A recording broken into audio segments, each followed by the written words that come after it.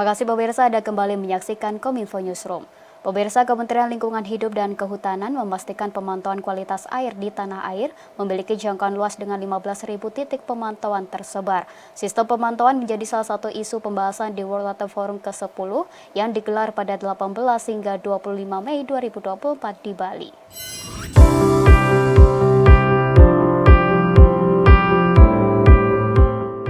Pemantauan titik kualitas air di seluruh Indonesia dilakukan dengan kolaborasi antara pusat dan daerah. Data pemantauan kualitas lingkungan berasal dari pemerintah daerah dengan data yang telah ditingkatkan dibanding tahun lalu. Untuk provinsi, titik pemantauan ditingkatkan sebesar 2,12% dari tahun 2022. Sementara titik pemantauan kabupaten kota naik 5,37% dari periode tahun sebelumnya. Hasil pemantauan memperlihatkan gambaran kondisi kualitas air di beragam sungai di Indonesia.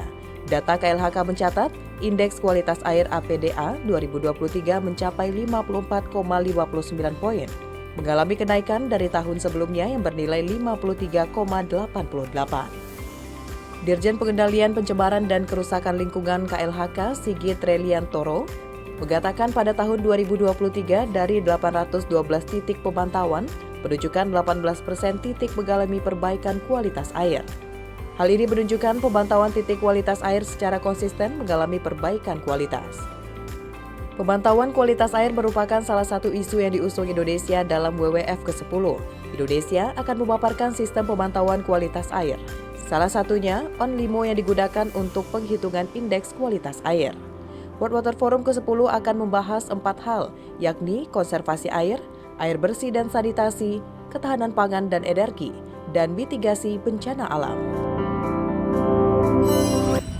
Wakil Presiden Ma'ruf Amin meminta Badan Nasional Penanggulangan Bencana untuk menyesuaikan anggaran bencana di daerah, salah satunya yakni pendayagunaan dana bersama. Wapres juga menekankan penggunaan anggaran bencana untuk daerah harus disesuaikan dengan tingkat risikonya. Wakil Presiden Ma'ruf Amin dalam pembukaan Rapat Koordinasi Nasional Badan Nasional Penanggulangan Bencana 2024 yang digelar di Kota Bandung, Jawa Barat meminta agar ada penyesuaian antara risiko bencana dengan anggaran kebencanaan di daerah. Penyesuaian anggaran antara risiko dengan bencana diperlukan untuk membangun ketangguhan dan kemandirian masyarakat serta mengurangi potensi bencana baru di masa yang akan datang. Wapres mengatakan pembiayaan kegiatan penanggulangan bencana harus disusun secara integratif dan tidak tumpang tindih. Dalam rangka membangun ketangguhan dan kemandirian masyarakat dan mengurangi risiko bencana di masa yang akan datang. Terakhir, susun dan rencanakan pembiayaan kegiatan penanggulangan bencana secara integratif dan tidak tumpang tindih. Saya minta skema pembiayaan penanggulangan bencana dijalankan untuk mengatasi kesenjangan anggaran penanggulangan bencana di daerah. Salah satunya bisa dilakukan melalui pendayagunaan dana bersama penanggulangan bencana untuk daerah yang disesuaikan dengan tingkat risikonya. Selain itu, Wapres juga menekankan pentingnya pengembangan industrialisasi penanggulangan kebencanaan dengan penerapan teknologi dan inovasi. Kedua hal itu berkaitan erat dengan pemantauan bencana, sistem peringatan dini, dan peningkatan kapasitas mitigasi bencana. Lebih jauh, Wapres meminta perlunya dilakukan pemetaan risiko bencana secara tepat dan valid. Pemetaan risiko bencana harus sejalan dengan implementasi tata ruang, lingkungan hidup, dan sumber daya alam. Pemirsa, Menteri Pertanian Andi Amran Sulaiman menyerahkan bantuan benih padi, jagung, dan sejumlah alat bantu pertanian kepada petani di Jawa Tengah. Bantuan tersebut diharapkan dapat mewujudkan target produksi beras mencapai 1,5 juta ton.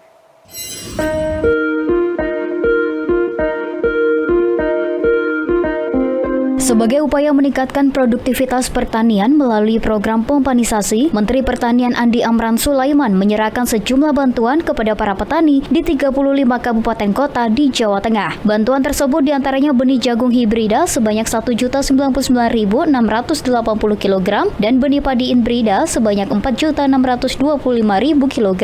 Selain menyerahkan bantuan benih jagung dan padi, Mentan juga menggelontorkan bantuan alat pertanian, diantaranya 57 traktor roda 4, 8 traktor roda 2, 10 unit transplanter, 1 unit transplanter reading, 11 unit mesin panen padi dan kultivator. Tak hanya itu, Mentan juga memberikan bantuan sebanyak 10.000 pompa air dengan harga total mencapai 600 miliar. Insya Allah, pompa ini targetnya adalah menghasilkan beras minimum tambahan 1,2 juta ton. Bisa jadi sampai 1,5. Kalau Jawa Timur, Jawa Tengah, Jawa Barat meningkatkan masing-masing 1,5 juta ton, artinya apa?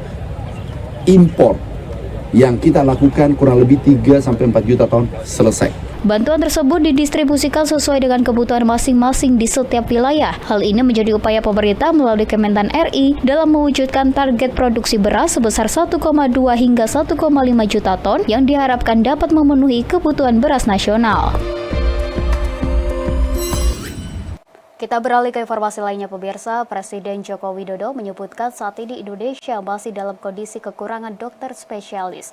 Oleh karena itu, pemerintah saat ini akan mengejar target pemenuhan dokter spesialis di Indonesia.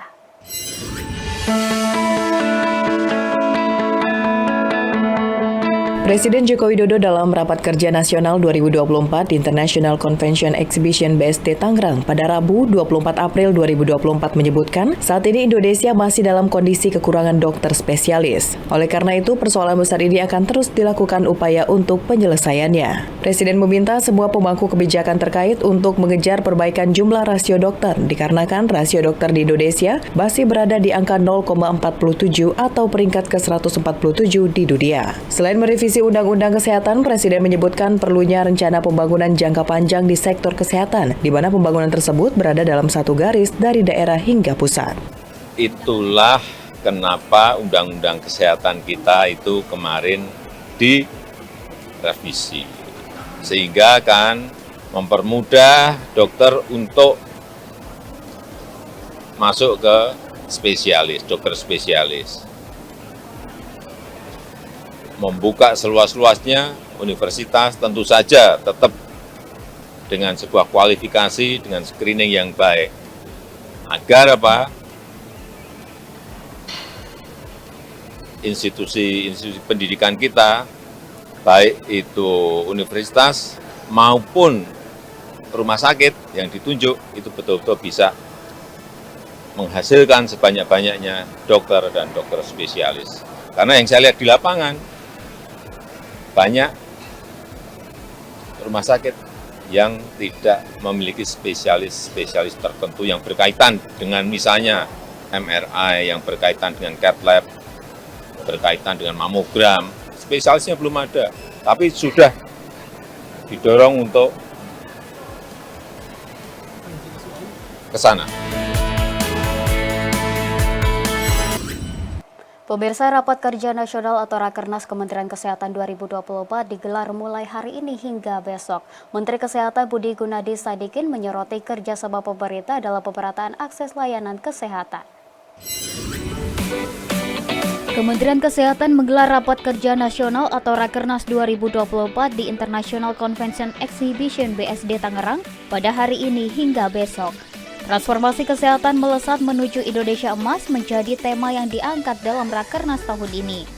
Rakernas Kementerian Kesehatan 2024 berfokus pada penyelarasan pemerintah dalam penyusunan rencana induk bidang kesehatan sebagai dasar acuan pemerintah pusat dan daerah dalam merencanakan, menganggarkan, dan implementasi program kesehatan di daerah. Rakernas turut menguatkan strategi kesehatan pada upaya pencegahan masyarakat sakit melalui program promotif dan preventif. Selain itu, isu pemerataan akses pelayanan kesehatan di daerah juga akan dipercepat agar masyarakat mendapat pelayanan kesehatan yang layak dan memadai. Untuk bisa menjaga tetap sehat, kita harus ada keselarasan, harus ada alignment antara pemerintah pusat dan pemerintah daerah. Mungkin teman-teman nggak tahu, tapi saya udah lihat. Bappenas itu kasih RPJMN targetnya apa. Itu yang masuk RPJMD kabupaten kota, ada yang nggak ada gitu. Jadi itu nggak selaras, misalnya tuberkulosis mesti turun sekian. Di targetnya kabupaten kota nggak ada.